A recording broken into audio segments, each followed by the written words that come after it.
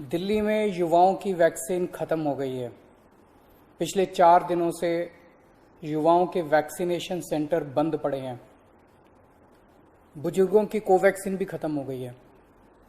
हमने केंद्र सरकार को लिखा है, लेकिन अभी तक वैक्सीन आई नहीं है। और ये केवल दिल्ली की बात नहीं है, देश भर में कई टीका केंद्र बंद हो गए हैं। इतनी महामारी के दौर में इस वक्त तो हमें रोज नए नए केंद्र खोलने चाहिए थे। ऐसे वक्त में मौजूदा केंद्र भी बंद हो रहे हैं, ये अच्छी बात नहीं है। देश में वैक्सीन की जबरदस्त किल्लत है और मुझे लगता है पिछले महीनों में कई बड़ी गलतियां हुई हैं। अगर अपने देश के लोगों को सही समय पे वैक्सीन लगा दी जाती तो शायद दूसरी वेव के प्रकोप को काफी कम किया जा सकता था। कई लोगों की जान बचाई जा सकती थी, कई घर बर्बाद होने से बच सकते थे। भारत ने 6 महीने की देरी कर दी। आज से 6 महीने पहले दुनिया के कई देशों ने अपने लोगों को व्यापक स्तर पे वैक्सीन लगाना शुरू कर दिया था। हमने उस वक्त बहुत बड़ी गलती कर दी। अपने लोगों को वैक्सीन लगाने की बजाय अपनी वैक्सीन दूसरे देशों को भेजनी चालू कर दी।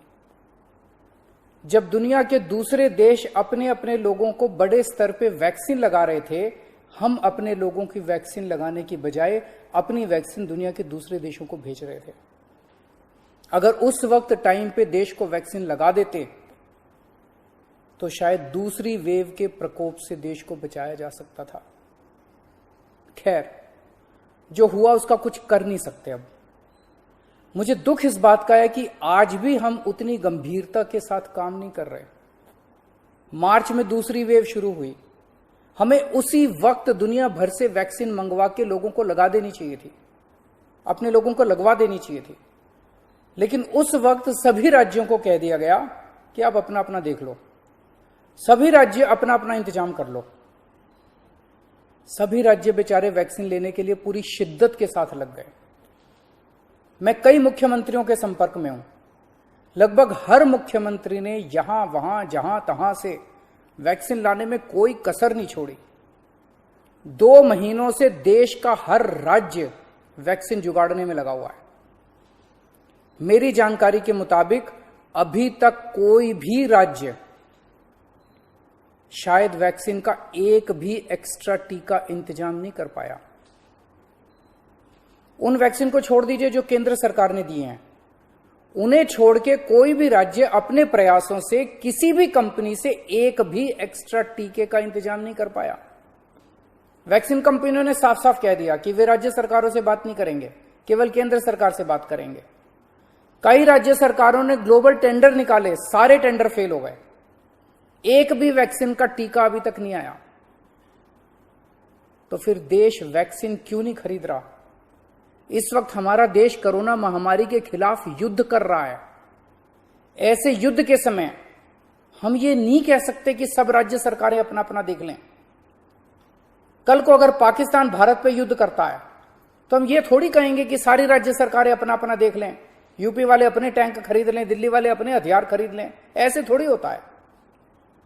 हम ये युद्ध किसी भी कीमत पे हार नहीं सकते। भारत ये युद्ध किसी भी कीमत पे हार नहीं सकता और कोई भी सरकार ये युद्ध नहीं हार सकती।